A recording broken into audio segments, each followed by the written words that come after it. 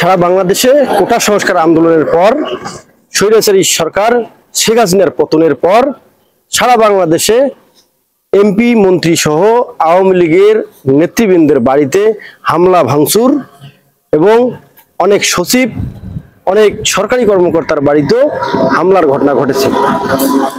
সেই রকম লালমনিরহাট ১ আসনের হাতীবান্ধা পাটগ্রামের সংসদ সদস্য মোতাহার হোসেনের পুত্র সোহাগের বাড়ি বলে একটি কথা। সেই মাহমুদুল হাসান সোহাগের হাতীবান্ধা ব্যারাক অফিসের সামনে যে রঙ্গমঞ্চ নামে একটি বাড়ি, সেই রঙ্গমঞ্চের রঙ্গশালার কিছু চিত্র দেখাবো আপনাদেরকে। চলুন।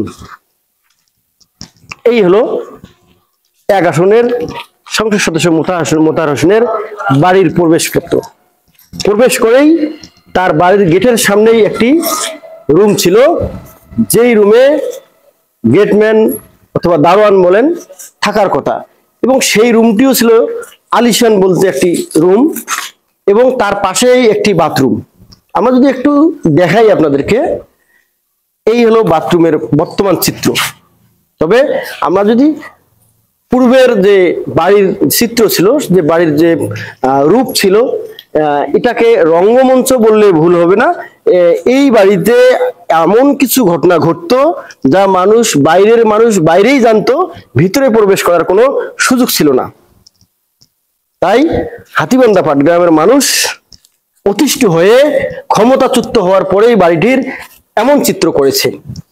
আমরা যদি একটু বলি, এই বাড়িতে এসি এবং বাথরুমের কমোড সহ বাথরুমের ময়লার পাইপ, পানির ট্যাঙ্ক, এমনকি আমরা যদি আপনাদেরকে আরেকটু দেখাই, যে ঘরের যে ভিতরের যে তার, বিদ্যুতের যে তার, সেই তারগুলো পর্যন্ত বের করে নিয়ে যাওয়া হয়েছে। যে ওয়ারিং করা ছিল, সেই ওয়ারিং করা তারগুলো পর্যন্ত, তার বিদ্যুতের সকেট, এবং আরো যদি দেখাই যে ভিতরের অবস্থাটা এমন। তবে পরিবেশ দেখে মনে হচ্ছে একটা আলিশান বাড়ি ছিল এই বাড়িটি। এই হলো বাথরুম, যে বাথরুমটি কমোড ছিল এই বাথরুমে। সে কমোড সহ যাবতীয় পানির যে লাইনের যন্ত্রপাতি সবকিছুই খুলে নিয়ে গেছে।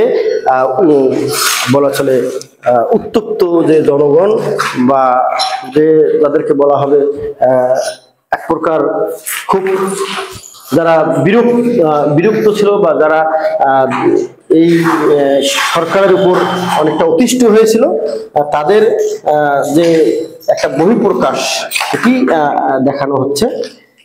যদি একটু দেখাই, পাশে আরেকটি কিচেন রুম, এটা সম্ভবত কিচেন রুম ছিল। এই কিচেন রুমের এই অবস্থা। তো আমরা সব মিলে বলতে পারি বাসার দরজা, জানলা, ওয়ারিং এর যে তার, কারেন্টের বাল্ব, এসি, জানালার গ্লাস, ঠাই, বা দরজার যে চৌকাঠ, এমন কিছু এই বাড়িতে আর রাখা হয়নি। পরে যদি আরেকটা বাড়ি দেখাই, আরেকটা রুম দেখাই, এই রুমটি ছিল পাশেই, এই রুমের যে কিচেন ঘর ছিল, বা এইখানে পাশে আবার বাথরুম সহ যে অ্যাটাচড যে রুমগুলো, এই রুমগুলো এমন অবস্থা।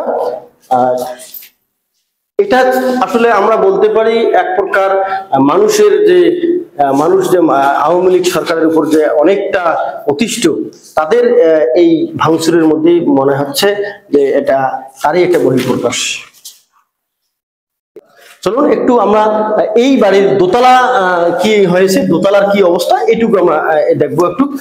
দোতলার যে আসলে আমরাও কখনো এই বাড়িতে প্রবেশ করতে পারিনি, কখনো সংবাদকর্মীদেরকেও এই বাড়িতে কখনো নিয়ে আসা হয়নি। একটু দেখাই, শুরুতেই দোতলায় উঠেই সেম বাড়ি, same bathroom, same kitchen room.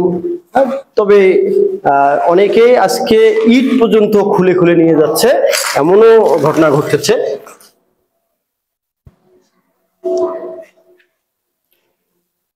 আমরা একটু দেখাবো আর একটু এই বাড়ির বর্তমান চিত্রগুলো।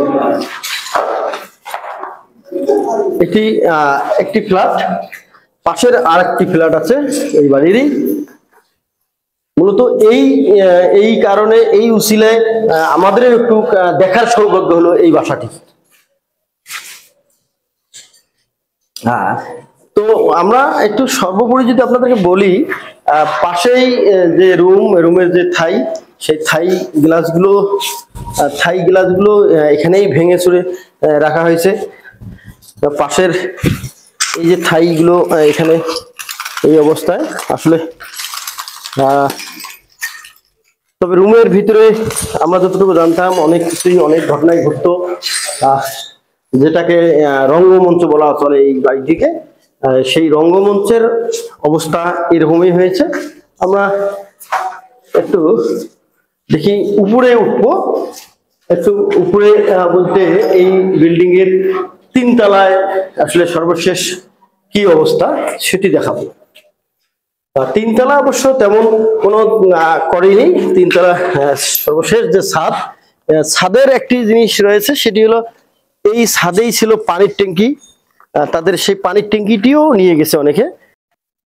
এই হলো ক্ষমতাসীন বা ক্ষমতাচ্যুত সরকারের একজন সংসদ সদস্য, সাবেক প্রাথমিক ও গণশিক্ষা প্রতিমন্ত্রী, লালমনিরহাট 1 আসনের এমপি মোতাহার হোসেনের পুত্র মাহমুদুল হাসান সোহাগের